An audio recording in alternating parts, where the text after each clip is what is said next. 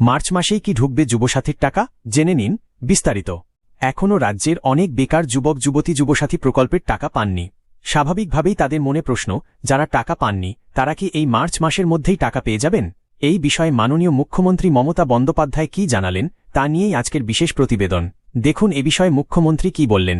লক্ষ্মীর ভান্ডার পরিবারের সব মেয়েদের দিয়ে যারা এন্টাইটেল, কিছু দরখাস্ত বাকি আছে পেয়ে যাবেন। যুব সাথীও সবাইকে দিচ্ছি, যা ক্রাইটেরিয়া করে দেওয়া হয়েছে, কিছু বাকি আছে প্রসেসে আছে পেয়ে যাবেন। এগুলো আগেই আমাদের প্রকল্প।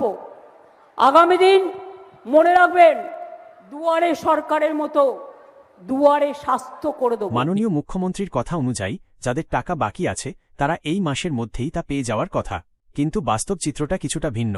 বিভিন্ন সূত্রে খবর পাওয়া যাচ্ছে যে প্রকল্পের প্রায় 60% সুবিধাভোগী এখনও তাদের টাকা পাননি। মাসের আর মাত্র 4 দিন বাকি। এখন বড় প্রশ্ন হল, এই অল্প সময়ের মধ্যে এত বিপুল সংখ্যক মানুষের অ্যাকাউন্টে কি আদৌ টাকা ঢুকবে?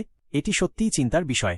আজকেও অনেকের মোবাইলে ট্রেজারি থেকে মেসেজ এসেছে বলে জানা যাচ্ছে, তবে মেসেজ আসলেও অনেকের অ্যাকাউন্টে এখনও টাকা ক্রেডিট হয়নি। সাধারণত মেসেজ আসার 24 থেকে 48 ঘণ্টার মধ্যে টাকা ঢুকে যায়, তাই আশা করা যাচ্ছে খুব শীঘ্রই আপনারা সুখবর পাবেন। আজ বা আগামীকালের মধ্যে আপনাদের মধ্যে কারো অ্যাকাউন্টে টাকা ঢুকলে অবশ্যই নিচে কমেন্ট বক্সে আমাদের জানান, এতে বাকিরাও আশ্বস্ত হতে পারবেন।